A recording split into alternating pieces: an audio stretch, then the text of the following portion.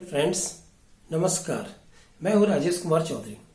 दोस्तों, आप काम और फैमिली से जुड़े लोगों के अलावा कितने और लोगों से टच में रहते हैं? अभी तो ऐसा नहीं कहा जा सकता कि आप सबसे मिलजुल के रहिए, क्योंकि सोशल डिस्टेंसिंग एक न्यू नॉर्म है।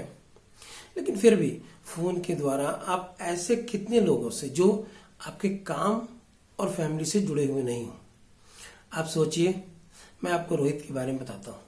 रोहित की माँ ने रोहित को फोन किया कि देव अंकल नहीं रहे। रोहित ने दोहराया, वही देव अंकल जो अपने पड़ोस में रहते थे। उनकी माँ ने कहा हाँ। रोहित ने पूछा दाह संस्कार कब होगा? उनकी माँ ने कहा कल। रोहित कहा मैं भी आ रहा हूँ।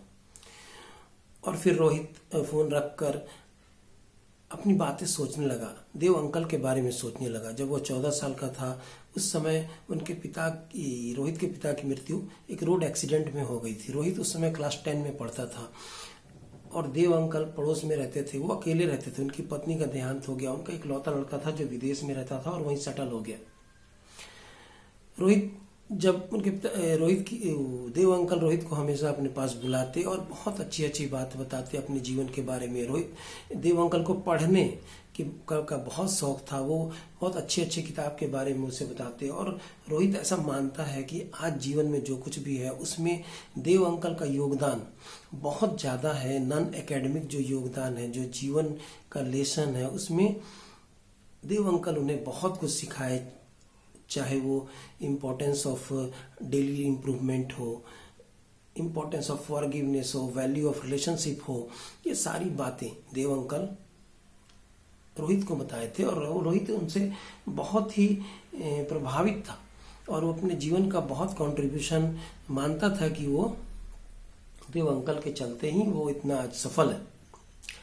नेक्स्ट डे रोहित आया, उनके और रिलेटिव आए, फिर दाह संस्कार हुआ। कुछ न्यू जो भी तरीका है उससे उनका पूरा जब क्रियाक्रम पूरा हो गया तो फिर धीरे धीरे सब लोग जाने लगे। उनका लड़का भी जाने लगा और लड़का जाने समय वो घर की चाबी जो है वो रोहित की माँ को देकर गया और कहा कि इस मकान को हम लोग बेचना चाहते हैं, आप देखिएगा, जैसा होगा बताइएगा। और उनका लड़का भी चला गया। रोहित और उसकी माँ नेक्स्ट डे उस घर में गए और उसका मुआयना करने गए। रोहित देखना चाहता था वो कैसा है। रोहित देखा तो अपनी माँ को कहा कि बिल्कुल बिल्कुल वैसा ही है जैसे घर रहता था, क्योंकि वो देव अंकल इतने सिस्टमेटिक थे, इतना ढंग से और इतना इंडिपेंडेंट थे कि सारा काम खुद करते थे और बहुत अच्छा से मैनेज करके अपने घर को रखते थे। लेकिन वो एक रैक के पास रुक कर अपनी माँ को बताया कि यहाँ पर एक गोल्डन बॉक्स रहता था।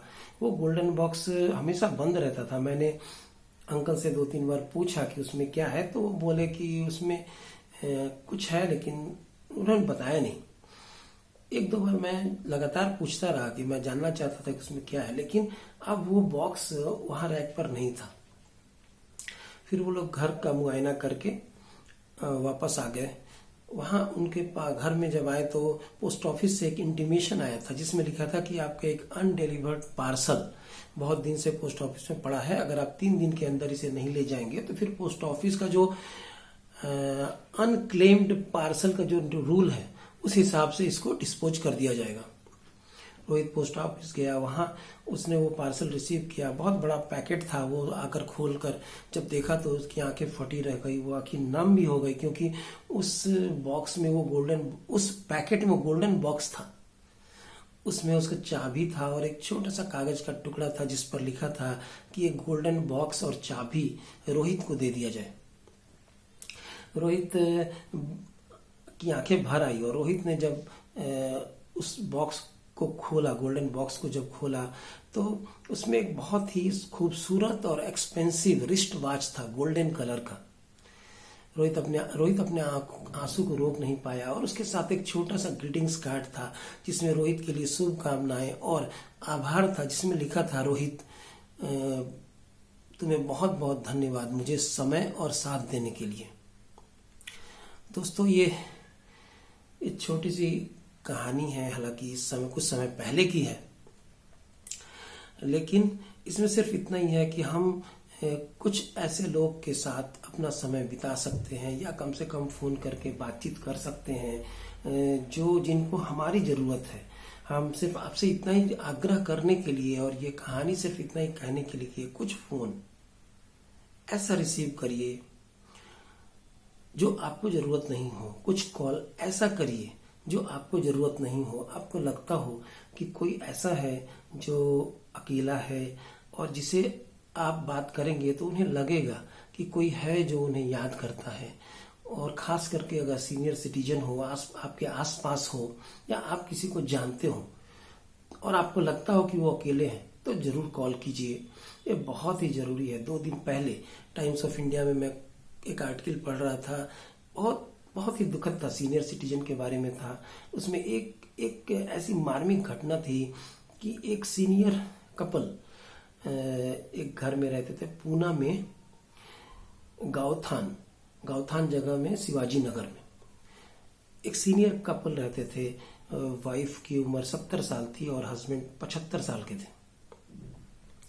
वाइफ पैराटिक अटैक था उनको और वो बेड रिडन थी, और उनके हस्बैंड जो 75 साल के थे वो भी बीमार रहते थे, लेकिन उनका देखभाल करते थे। और एक दिन वो जो हस्बैंड थे उनका कार्डिक अरेस्ट हो गया, हार्ट अटैक हो गया और वो मर गए। और 2 दिन बाद उनकी पत्नी मर गई, क्योंकि वो भूख से मर गई। कोई उन्हें इस बीच में खोजा भी नहीं। ये इतनी दुखद बात है जो 2 दिन पहले ही टाइम्स ऑफ इंडिया में, और भी घटनाएं हैं। ये 25 जुलाई की घटना है। तो मैं आपसे सिर्फ इतना ही रिक्वेस्ट करता हूं कि अगर आप किसी भी सीनियर सिटीजन को जानते हो या कोई ऐसे लोग को जानते हो जो आपके हिसाब से थोड़ा अकेलापन है, तो आप उसे कॉल करें, उनसे बात करें। यूं ही करें, कोई कारण ना हो। आप खुश रहें, हेल्दी रहें, आगे बढ़ते रहें। और सुनने के लिए आपको बहुत बहुत धन्यवाद।